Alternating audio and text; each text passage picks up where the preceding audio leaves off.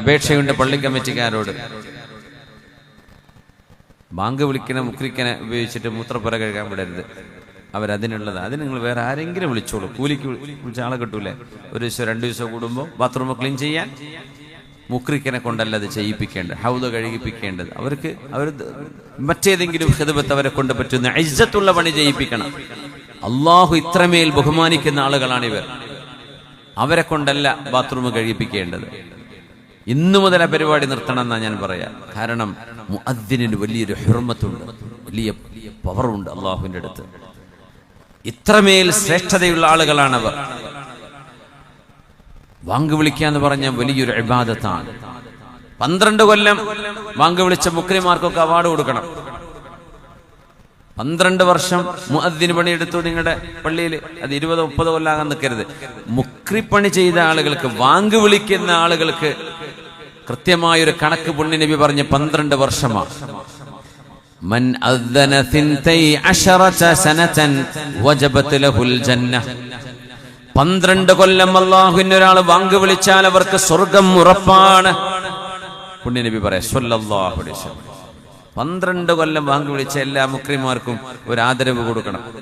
അങ്ങനെ ഉണ്ടാവില്ലേ? നമ്മുടെ നാട്ടിലൊക്കെ ഉണ്ടാവില്ലേ? 12 എന്ന് കഴിഞ്ഞിട്ടുണ്ടാവും, 25-30 കൈ കാണുമല്ലേ? 12 കൊല്ലം അതൊരു മൈൽ സ്റ്റോൺ ആണ് അവരുടെ ജീവിതത്തിലെ.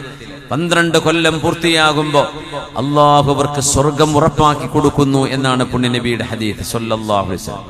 വകുതിബ ലഹു ബിതഅദീനിഹി ഫീ കുല്ലി യൗമിൻ 60 ഹസന. ഓരോ ദിവസവും നമ്മൾ ആർക്കും കിട്ടാത്ത 60 പ്രതിഫലം ഒരു മുഅദ്ദിന് മാത്രം കിട്ടുന്നുണ്ട്. വബി ഇഖാമതിഹി 30 ഹസന. ഓരോ വാങ്ങിനും 60 പ്രതിഫലം. അപ്പോ 5 വാങ്ങുണ്ട്. 5 വാങ്ങിന് 5 times 6 എത്രയായി? 60. അത്രയും പ്രതിഫലമായി. യാ അല്ലാഹ്, 300 പ്രതിഫലം.